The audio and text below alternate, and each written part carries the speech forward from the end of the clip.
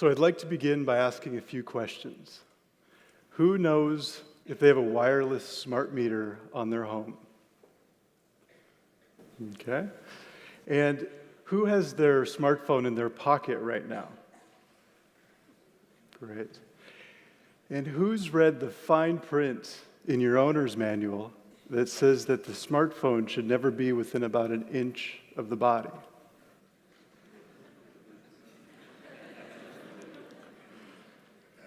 So today, I'm going to speak to why we can no longer assume that our wireless technology is safe.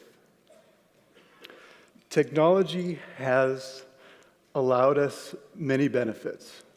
It's connected us to people and to places, and it's brought us convenience that few could have imagined just 10 years ago.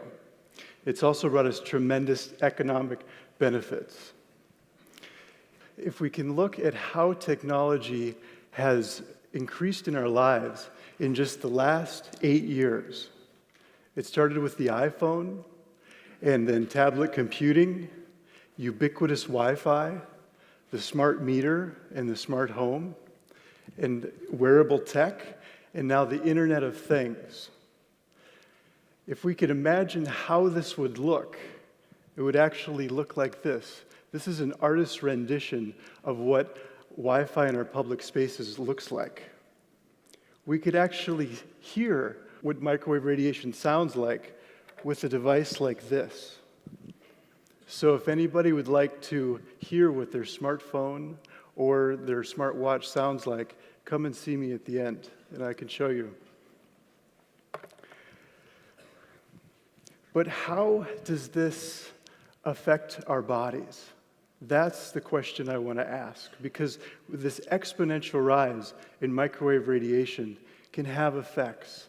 And that's what scientists and medical doctors around the world are now saying, especially when it comes to children, because they're going to be affected by this their entire lives. But today I also want to share a few solutions. I want to give everyone here things that you can do in your own lives in order to reduce this type of exposure. So I actually got into this topic about 5 years ago. Before then, I was a young technology enthusiast. I always used my smartphone and Wi-Fi. I've worked in Silicon Valley and have a master's degree in engineering. So if anyone had told me that wireless technology could have health effects, I would have thought they're crazy. So if you're thinking that right now, I can relate. But this all changed for me over the period of about 1 week. And I started to experience headaches, ringing in the ears, insomnia, and a fatigue and brain fog that I'd never experienced before. And I shared this with a colleague at work, and she said, you know, the exact same thing happened to her husband when a wireless smart meter was installed in their home. So I went home that evening, and I checked downstairs, and sure enough, we had a bank of wireless smart meters installed right below our bedroom in San Francisco. So this started me on a journey to learn as much about this topic as I possibly could. I now have a website about this, and I'm contacted by people all around the world every day who are experiencing the exact same things. It can be when they have a wireless smart meter installed, or a new Wi-Fi router, or even a cell tower placed across the street from their home. These are the common symptoms that people start to experience. This is actually from a published paper on the health effects of wireless smart meters. So, just here in the Bay Area, I'm in touch with dozens of people who've had their lives changed by this. Medical doctors, high school principals, teachers and students, IT professionals, and even entrepreneurs. These are people who had a normal life, and then over a short period of time, went to where they could no longer work, where they could no longer go to an office. Some of them actually have had to move out of their homes because they can't be in an environment which is normal now for most people. I've been in touch with people around the world who've become homeless because of this. There's many people that's actually happened to. And unfortunately, I know of people who've actually taken their lives because there's essentially no place they can go. And this is something that society does not yet recognize. My own life has been tremendously changed by this. After that first exposure to wireless smart meters, now I can no longer be in an environment with strong Wi-Fi for very long. So I can't go to my work the way I used to be able to. Most environments are now essentially toxic to me. So even finding a safe place to live has become very difficult. Imagine not being able to live in an apartment building where everyone has Wi-Fi, or to be able to live next to a cell tower. This is actually a proposed cell tower here in Berkeley. The residents have actually stopped it for now, but most churches and most schools now have cell towers on them. And so it exposes the people around them and, of course, the students who go to those schools. This is a cell tower in San Francisco. That brown thimble on top of the telephone pole is a cell tower. And these are being placed every couple blocks.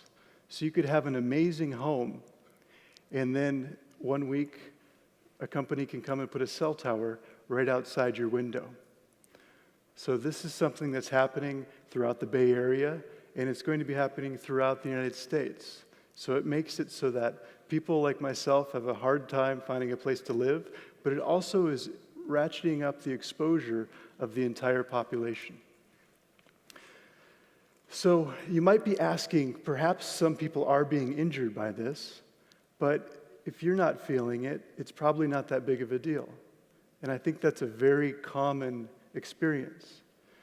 But it's not as simple as saying that just a few unfortunate people are being affected by this.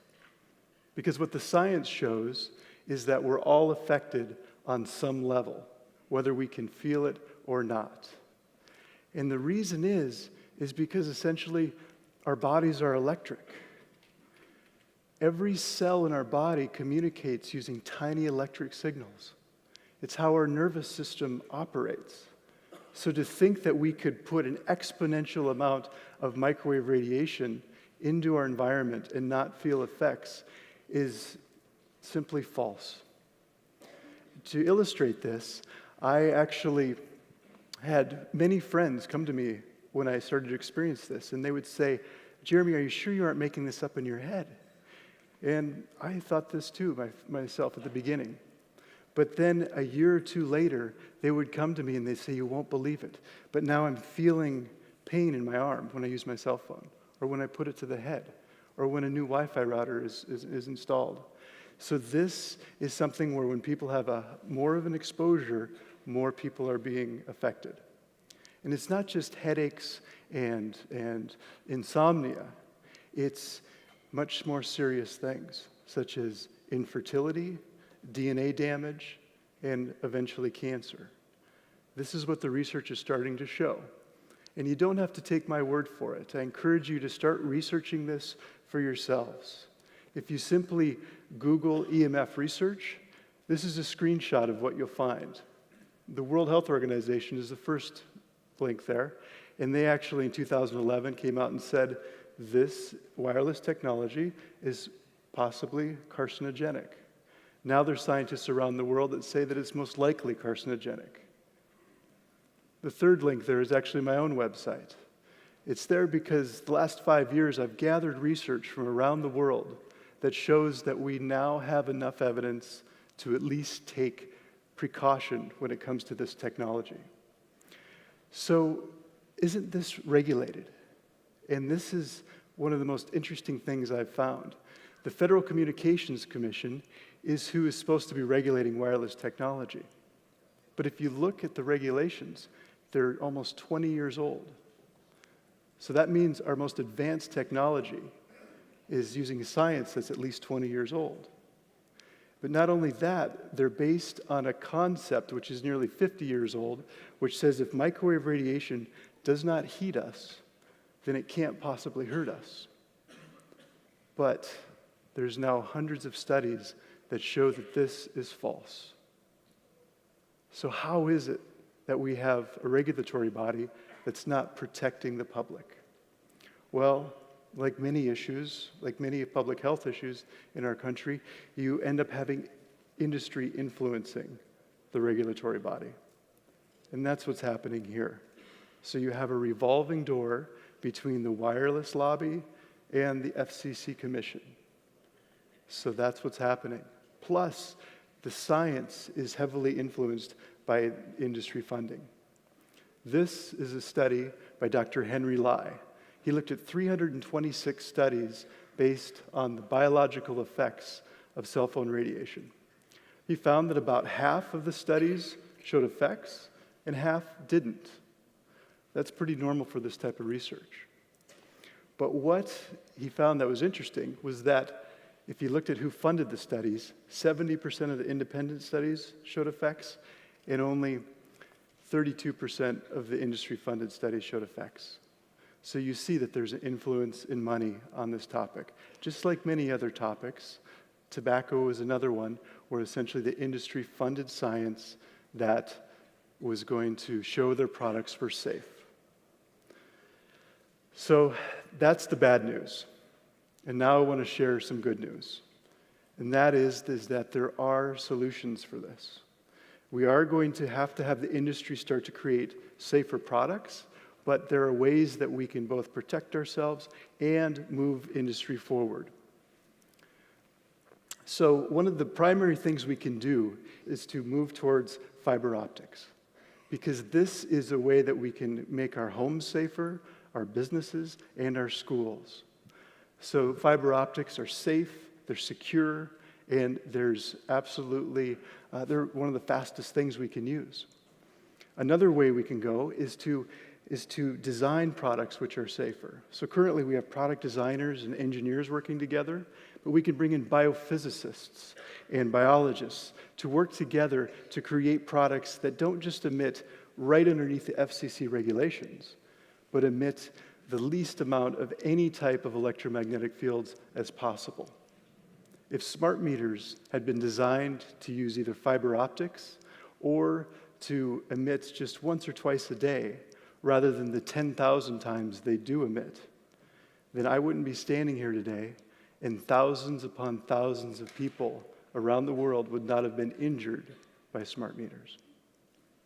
So what are some things that all of us can do? This is one of the most important things, because everyone wants to know how to essentially protect themselves and their families. So the first thing is to make sure we use our cell phones wisely. I mentioned that you don't want to put the cell phone within about an inch of the body. The industry's telling us this now. So make sure you use speakerphone, get an air tube headset, and when it's on the body, make sure that you put it on airplane mode, when it's either in the pocket or sometimes in the bra. And when it comes to kids, we don't want to have kids use cell phones, but if they must, then please teach them how to use these wisely. We can wire our homes. This is, most people don't need Wi-Fi in their home. So move towards Ethernet, move towards fiber optics, and if you must have Wi-Fi, make sure you turn it off at night. You can get a simple timer so you don't even have to think about it. When it comes to kids, we want to reduce their exposures as much as possible. So if they use an iPad, put all of the data on the iPad and then turn the Wi-Fi off. In schools, I simply do not think we need to have Wi-Fi in schools because we're filling those classrooms with microwave radiation. We can have amazing technology, but it can be wired. And this is where I think we're going to have to go. When it comes to the smart meter and the smart home, I recommend you opt out. I've had wealthy, early adopting families contact me who went all in on the smart home, and they ended up getting sick within a few months. So this is something that affects families, and I just recommend that you don't go down this path because it's a technology we do not need. And one of the last things solutions I want to give today is to create a safe place to sleep. because this is one of the most important things, because this is when your body rejuvenates, and it's when you can make sure that everything's off. So turn off all your wireless devices, unplug things. If you have a baby monitor, I actually recommend that you turn that off, especially at night. I just do not recommend those for kids. And if you do these things, I know many people who've ended up sleeping better. They have a much clearer during the day, and their fatigue is much less. So this is something which I recommend everyone can do. So in conclusion, I want to say that this is a problem that we can solve. There's tremendous people around the world working on this right now. And I believe we're coming to a tipping point where enough people realize that this is an important topic and that there are solutions. So I recommend that you share this with the people who are closest to you. Because if enough people wake up to this issue, then industry will start creating safe technology. And once they do that, our entire society can move towards a healthier future. Thank you.